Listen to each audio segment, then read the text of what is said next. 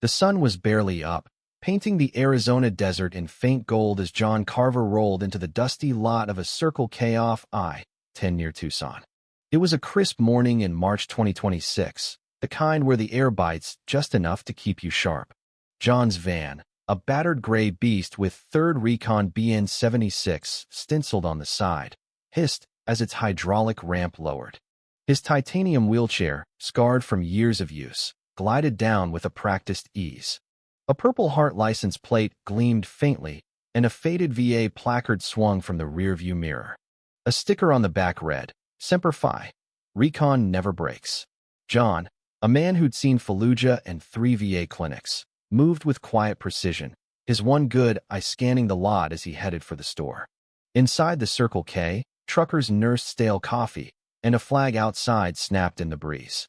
John grabbed a bottle of water and a pack of crackers, balancing them on his lap. As he wheeled out, a police cruiser idled nearby.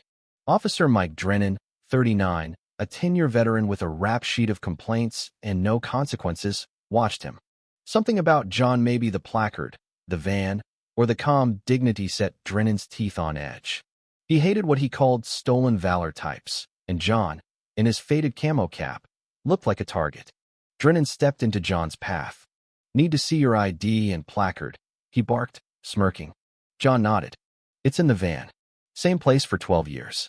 Drennan snorted. Could have stolen it. License now.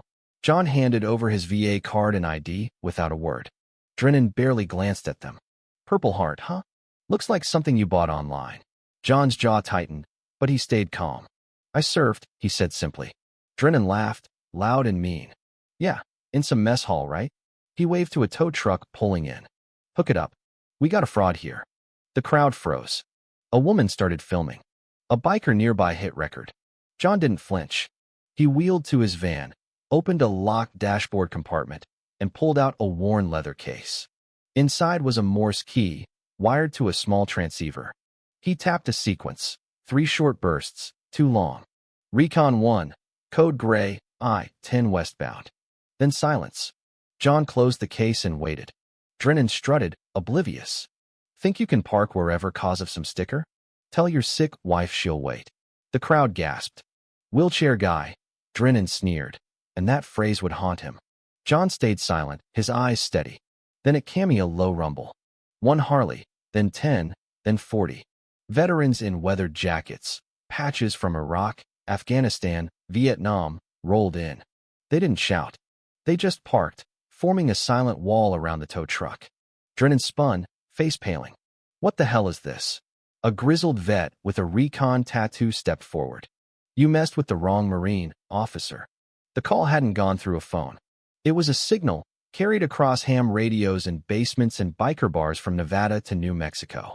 3 short, 2 longo war drum for the Quezon Brotherhood, a network of recon Marines and allies who didn't march in parades but showed up when one of their own was disrespected.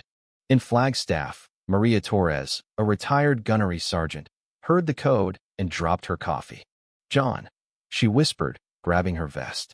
In Phoenix, Carlos Mendez, a mechanic, left his shop unlocked and rode. The West was moving. Back at the Circle K, Drennan doubled down. Keep hooking it, he yelled. The tow driver hesitated as the bikes tightened their circle. Chains scraped John's van. A woman vet on a Harley leaned forward. File your citation, officer. We earned that right. John pulled a black card from his wallet's 5 federal security clearance. A biker whistled. That's a fun freeze card, he said. This lot just shut down 6 counties. The tow driver backed off. I'm not touching this, he said, walking away. News vans rolled in. Phones streamed live. Drennan's sneer faltered as a Marine colonel, Sarah Blake, arrived in dress blues. You're done, she told him, her voice ice. Drennan reached for his holster, a reflex, but froze under the weight of 80 veterans' stares. You want to escalate this? Blake asked. His hand dropped. John spoke, low and steady. I didn't call them. I sent a signal. That's all. Drennan scoffed. You think you're some hero? John met his eyes. No. I'm just a man who believes in accountability. The live stream hit 20,000 viewers. Wheelchair guy went viral. By noon, headlines screamed. Purple Heart vet harassed, freezes $1.5 billion in federal funds. Lieutenant Karen Holt arrived, checked John's papers, and declared, "He's legit." Ben stays. Drennan's face burned. "He's intimidating us." Holt shut him down. "You called a double amputee vet a fraud. You caused this." By evening, the Kazan Brotherhood's signal had sparked a movement. Veterans flooded social media with Carver stance. The Hammond Act, renamed for John, gained traction in Congress, mandating ethics training for cops handling veterans. Drennan faced charges, civil rights violations, disability discrimination. John didn't gloat. He drove to his wife, Lisa, in the hospital, reading Psalm 23 by her bedside. Months later, John testified in D.C. "I froze those funds to remind America what it promised us," he said, holding up a faded flag patch. "This isn't decor. It's a vow." The crowd chanted, "Semper Fi." The Hammond Act passed, a beacon for veterans' dignity. But the fight wasn't over. Smear campaigns called John a puppet. Threats came of voicemails, hacked emails. Yet letters poured in from vets, kids, widows. "We've got your six."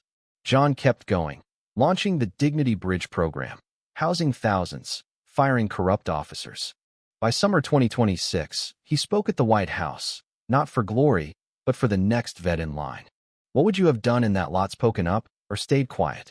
Is America failing its veterans, or is it finally waking up? What does dignity mean to you? A word, a right, or a fight? Drop your thoughts below, hit like, and subscribe for more stories that demand your voice.